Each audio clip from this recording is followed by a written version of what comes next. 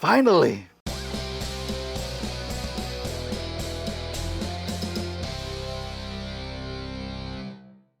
Hey everyone, welcome back to Outside the Box, where today we've got something just a little bit extra special. I can truly say that I have been waiting on this box for what seems like forever. But before we get to this, we're going to open up something else instead. Now this one is also special, but not as much as the other one. But before we get to this one, I do want to give you just a little bit of an update on Trumpeter Bumblebee. So as you know, this is the base that Trumpeter Bumblebee comes with, and this is the Autobot plaque that it comes with for the front, and it's very simplistic, but you know, it's enough to get the job done. But I wasn't quite happy with it. I wanted something just a little bit more, so I finally knuckled down, was working with my 3D printer. I must have done what felt like countless test prints to get the calibration and the details just right, and this is what I came up with.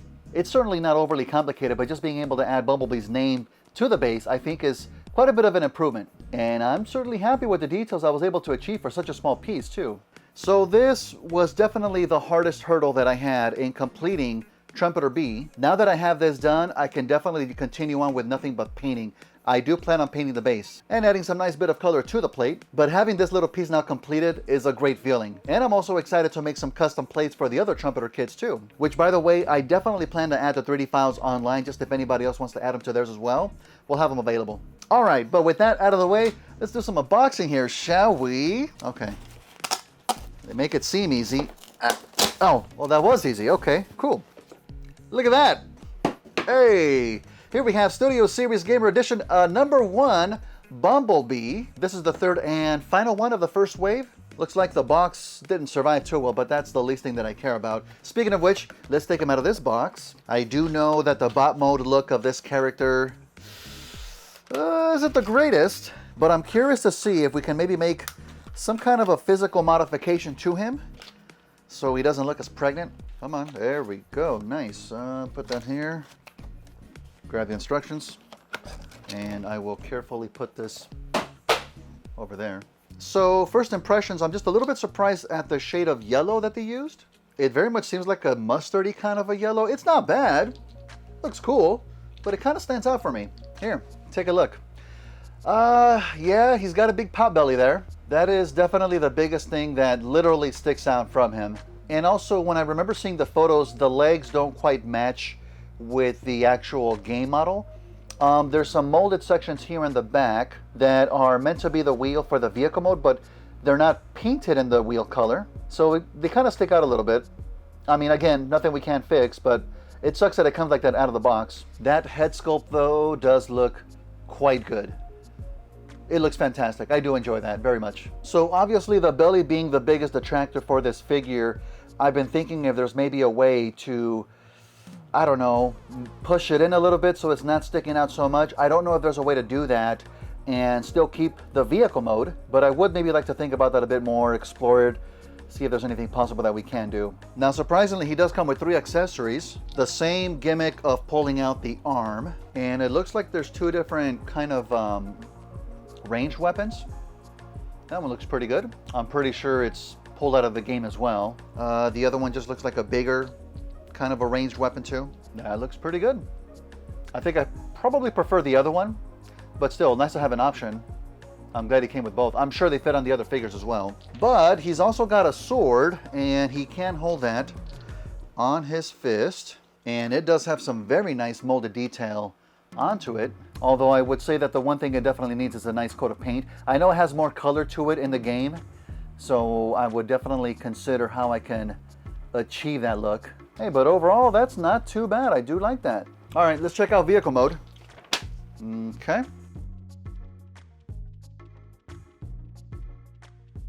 All right, dude, what do you want me to do? Don't think I'm enjoying this so far. God, that doesn't feel right. Okay, this transformation absolutely sucks and I hate it. I definitely need to get a better handle on it, better acquainted to it, but nothing wants to stay in place. This is about the best that I could manage right now. And overall, yeah, I see what the shape that it's trying to get to, but nothing wants to stick into place. This top piece here, if I click it and it just pops right back out. And yeah, everything just kind of On to the next one. All right, this was gonna be good. I hope. Oh, okay. All right. Here we have Transformers Buzzworthy Bumblebee Origins Autobot Jazz. Looking very claustrophobic in this package, but we finally got him. Finally got him. Oh, it is funny though. I didn't realize that it was technically part of the Transformers Legacy Evolution line. So he does have some gimmicky Evo Fusion action going on, which is basically the grapple that sticks to the gun. Awesome. All right, let's get him out here. If I can manage to not cut myself, that would be awesome. There we go. Ooh. It's like we're opening up a book here. Nice. Oh, he looks very good. Wow, no little tie down, so that's awesome. Interesting. Now I know why he's so claustrophobic in there. Okay, so taking a look at the weapons first, we have the gun and we have the grapple attachment, and I guess they just attach like that? I guess? I don't know. It doesn't look particularly awesome on the gun, but I'm guessing we can put it in place of a fist. Oh man, I feel like I'm very familiar with this figure. Very familiar bot mode here. I think it's the exact same head sculpt that he had for the Studio Series version. Yeah, it does look very much the same. Because he has now the fake Porsche chest that isn't going to be used for the vehicle mode, it very much is modeled after the cartoon, meaning that it's extra flat, not sticking out very much proportioned for the body, and that looks awesome. I love it. This never would have been possible for a Jazz that actually transforms into a Porsche, even though Studio Series, if you remember in my review, the Porsche mode, the vehicle mode, is kind of chibified. It's already kind of pushing a little bit, not a whole lot, not as much as this, and I do think this looks just utterly fantastic. I do love this very much. I love the look. Let's see how the transformation is going to be on this guy. Hopefully it's better. Before we do that though, yes. So if we fold in the fists, we do see that there is a peg hole inside for the grapple hook, and we can pop that right in there. And now that looks extremely awesome. Very much prefer this look. Very nice. Oh, and I'm just noticing that the actual hook itself is detachable. I'm guessing this is what goes on the weapon. Let's find out. Oh yeah, you know what? It doesn't look as bad. Okay. All right. I get it. Yeah, that is a much better look for the weapon itself. It's funny. I saw the back of the box and I didn't even notice. But there you go. All right. I'm an idiot. But being able to attach this onto Jazz's wrist, oh, I do love that. I'm glad that they did that. Okay, I need to see this in vehicle mode now. Let's do this. Cool.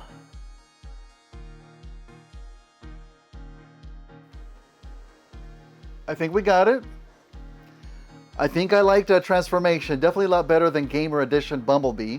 Just a little bit of fidgeting around to make the panels get into place. And it's just a tiny bit nerve-wracking since the top canopy part is made out of clear plastic. But once you get them in the right position, they do kind of just pop into place. And he looks, oh, fantastic. That is such a good rendition of the OG G1 Cybertronian Jazz. Man, I never thought that this kind of a simplistic design was going to look this good on a toy, but man, hats off to the designers. They really pulled it off. I absolutely love that. I love the simplicity of it too. You know, nowadays, whenever we see a Cybertronian version of a Transformer, they have a lot of the design elements of their Earth modes. This really looks nothing like a Porsche, and I kind of like it for that. Although you can kind of still just see it sticking out the bottom there.